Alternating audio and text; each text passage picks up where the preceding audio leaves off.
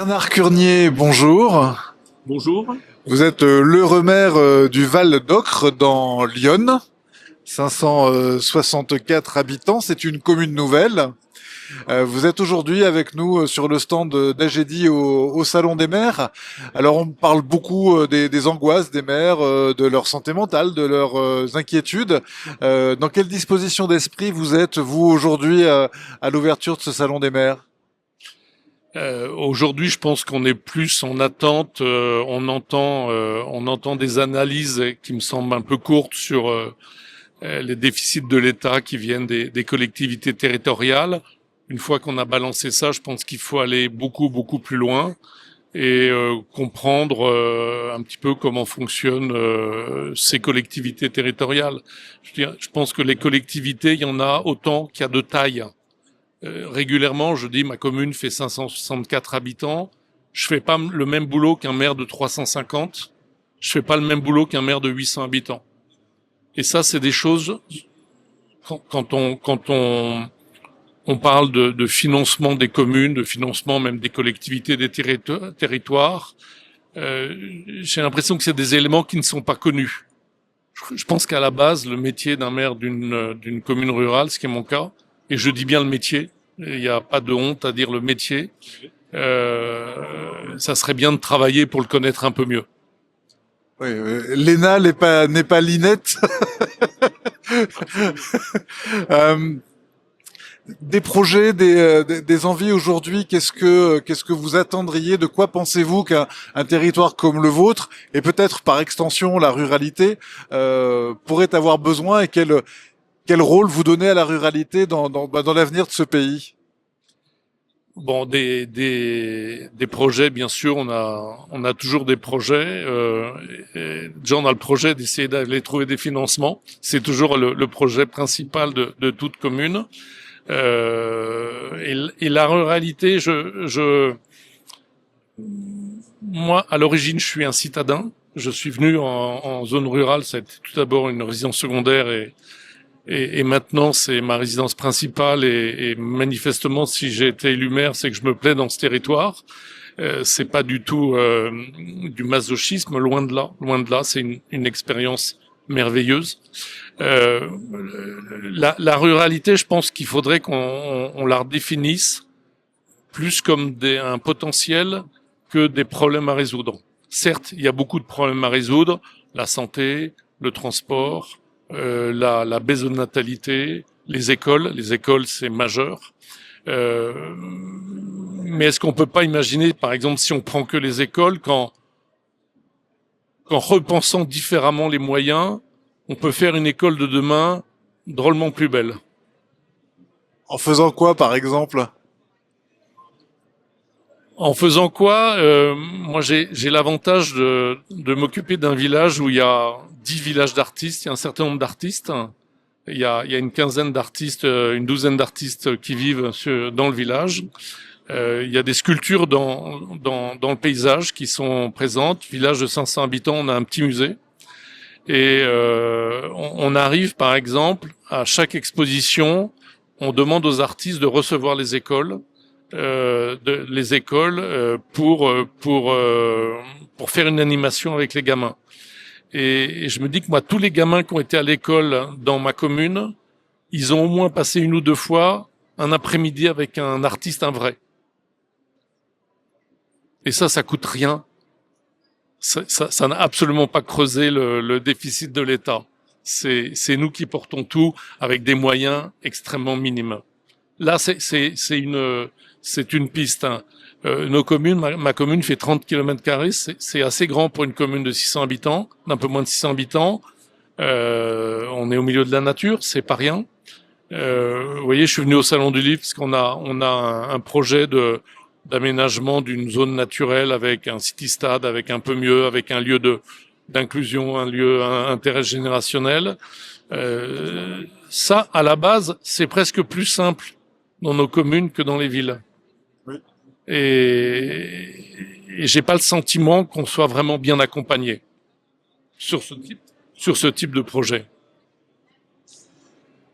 Merci beaucoup. Oui, effectivement, les territoires ruraux produisent aussi des aménités positives, comme on dit, hein, que ce soit la nourriture, l'énergie, l'eau. Manque peut-être La effectivement. solidarité. La solidarité, c'est quelque chose de réel dans les territoires ruraux, d'autant plus réel qu'on en a vraiment besoin. On en a vraiment besoin. Et la place du numérique là-dedans, quand on a lancé le plan France très haut débit en 2013, on se disait voilà qui va irriguer les territoires ruraux pour les aider à se développer. C'est quelque chose qui, de votre point de vue, constitue un socle pour un développement futur. Ça fait partie des outils que vous allez intégrer dans vos projets ou pas? Super sujet, très large. Donc ma commune est dans l'Yonne. Lyon est entièrement fibrée. Euh, au nom de ce projet de fibre, ça s'est fait dans des conditions un peu discutables, mais c'est important. Faut y aller quand même s'il y aurait beaucoup à dire sur le déploiement de la fibre dans les zones rurales. C'est fait, c'est à peu près fait. C'est presque fait, mais c'est indispensable. Ma commune est à 150 km de la Porte d'Orléans, du sud de Paris. Vous voyez, aujourd'hui, je fais juste l'aller-retour, je m'arrête pas à Paris, au salon. Donc, c'est des vraies opportunités. Et bien sûr, on parle de télétravail, mais au-delà du télétravail, je dirais qu'on parle de nouvelles façons de travailler. Le télétravail, c'est pas juste un aménagement entre 55 et 64 ans. Ça peut être autre chose. Moi, dans ma commune, j'ai des dents de 35 ans qui montent une fois toutes les 2 semaines à Paris.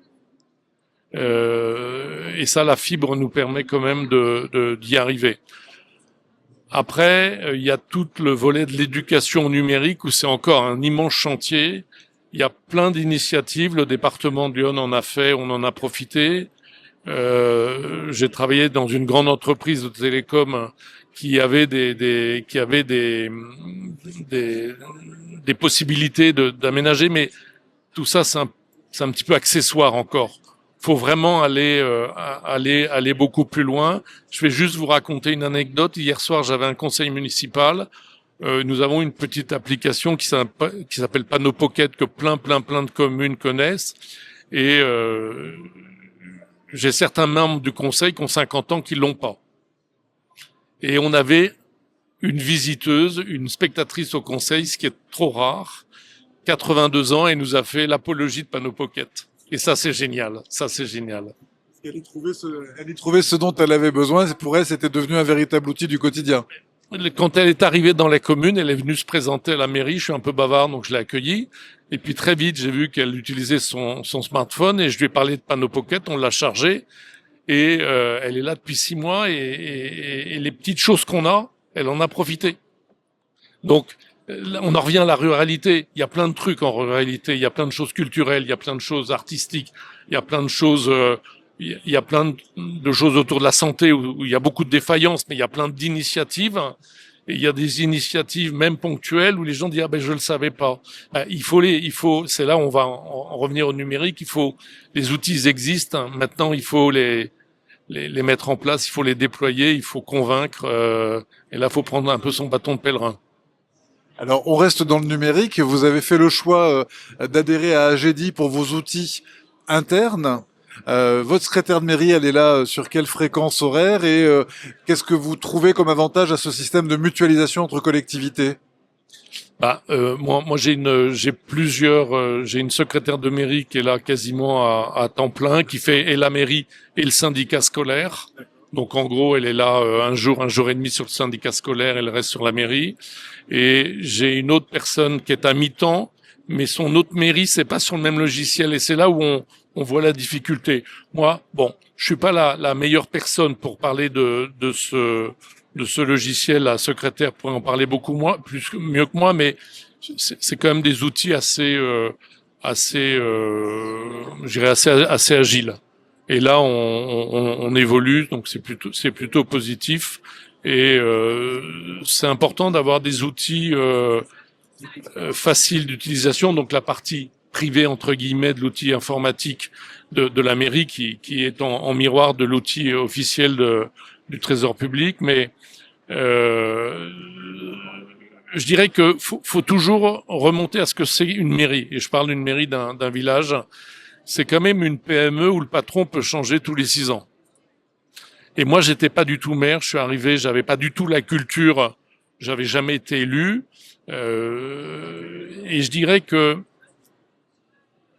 le côté un peu injuste de la situation, c'est quand vous élisez un nouveau maire, donc mes administrés ont fait cette bêtise-là, mais vous perdez quand même 2 à 3 ans avant de connaître ce métier.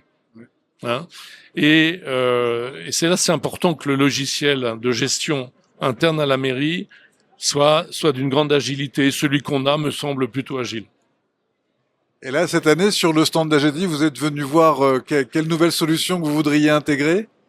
Donc je suis venu pour 2 sujets, c'est la migration sur un nouvel outil entièrement en ligne, d'où l'intérêt d'avoir la fibre. Et puis c'est moins rigolo, mais c'est la gestion du cimetière qui fait partie des responsabilités importantes d'un maire. Et il y a de la responsabilité humaine. Et ça, faut pas l'oublier. Un cimetière, c'est pas que du foncier, c'est aussi les bases de notre civilisation. J'ai fait l'an dernier une journée de formation par l'association des maires de France, où l'intervenant a démarré en disant un cimetière, c'est une copropriété où tous les locataires sont tous morts. Donc, bon, quelquefois, c'est peut-être plus simple, mais non, trêve de plaisanterie, c'est du foncier, c'est des lois et c'est de l'humain. De l'émotion, c'est de la rapidité. On a des partenaires pour la gestion des cimetières qui sont les pompes funèbres, qui sont des gens d'une agilité incroyable parce que ils ont un business, mais en face, il y a de l'humain. Et le fantasme des pompes funèbres qui se gavent sur le malheur des gens, peut-être en ville, mais à la campagne, moi, ceux que je connais, ceux au pluriel, sont des gens qui sont toujours présents sur l'humain. Et en ça fait partie des partenaires importants. C'est vrai, quand on devient maire, on n'imagine pas que les pompes funèbres soient un partenaire particulier. Moi, j'ai été élu maire donc pour la première fois en pleine crise du Covid. Ça fait pas sourire, mais la gestion du cimetière pendant ce temps-là, on n'est pas en ville, c'est beaucoup plus simple, mais il y a un élément à rentrer dans notre quotidien de maire et de nos responsabilités. Bernard Curnier, merci beaucoup. Je rappelle que vous êtes maire de la commune nouvelle Val d'Ocre, dans l'Yonne. On vous remercie, puis on vous souhaite un excellent Salon des maires 2024. Merci, au revoir.